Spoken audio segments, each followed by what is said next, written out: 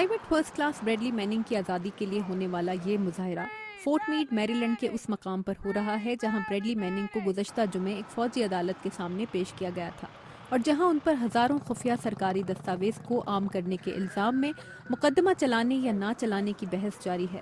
مظاہرین بریڈلی پر عائد الزامات سے زیادہ ان کے ساتھ دوران قید کیے جانے والے سلوک پر معترض ہیں۔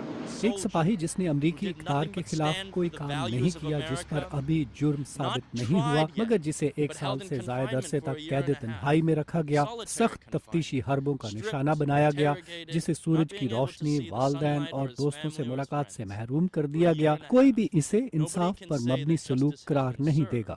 بعض کا کہنا ہے کہ بریڈلی کو لوگوں کے لیے نشان عبرت بنانے کی کوشش کی گئی ہے۔ کیوں انہوں نے بریڈلی کو فوجی جیل اور قید تنہائی کی سزا دی؟ کیونکہ وہ سب کو، خصوصاً فوجیوں اور سرکاری اہلکاروں کو بتانا چاہتے ہیں کہ وہ ایسی کوئی حرکت نہ کرے۔ بعض لوگ انہیں ہیرو قرار دے رہے ہیں۔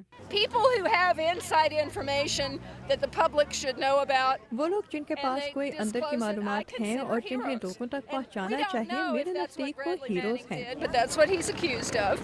وائٹ ہاؤس اور امریکی وزیر خارجہ ہلری کلنٹن کا کہنا ہے کہ وکی لیکس کے انکشافات نے لوگوں کی زندگیوں اور امریکی سلامتی کے لیے خطرات پیدا کیے۔ ایک ایسے وقت میں جب پہلے ہی اتنی زیادہ معلومات انٹرنیٹ پر دستیاب ہیں، ہمیں یہ سمجھنے کی ضرورت ہے کہ کچھ حساس معلومات کی حفاظت کی جانی چاہیے جن کا عام ہونا لوگوں اور تعلقات کی سلامتی کے لیے خطرہ ہے۔ دفاعی تجزیہ کار بھی بریڈلی کے اقدام سے اتفاق نہیں کرتے۔ اتنی ہزاروں دستاویزات کو جاری کرنے کا کوئی جواز نہیں تھا۔ شاید چند سو دستاویز ایسی ضرور ہوں جن کے بارے میں آپ کو لگتا ہو کہ حکومت ٹھیک نہیں کر رہی اور آپ یہ بات ثابت کر سکیں۔ بریڈلی میننگ پر، جو بغداد میں تعینات امریکی فوج کا انٹیلیجنس اینالسٹ تھا، الزام ہے کہ اس نے عراق اور افغانستان کی جنگ سے متعلق ہزاروں خفیہ دستاویز کو عام کیا جو بعد میں وکی لیکس کی ویب سائٹ پر جاری کی گئیں۔ بریڈلی پر عائد کئی الزامات میں دستاویز کی چوری اور دشمن کی مدد کے الزامات شامل ہیں، جس پر انہیں سزائے موت بھی ہو سکتی ہے۔ تاہم استغاثہ کے وکلاء موت کی سزا کا مطالبہ نہیں کر رہے، اور وکلاء صفائی کا کہنا ہے کہ میننگ نے ایسا کوئی کام نہیں کیا جس سے کسی کی جان خطرے میں پڑی ہو۔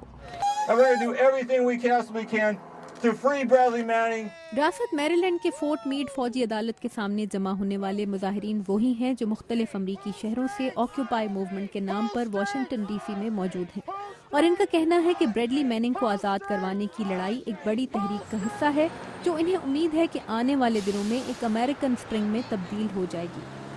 نکو کولمبنٹ اور ولیم آئٹ کے ساتھ تابندہ نعیم، اردو VOA۔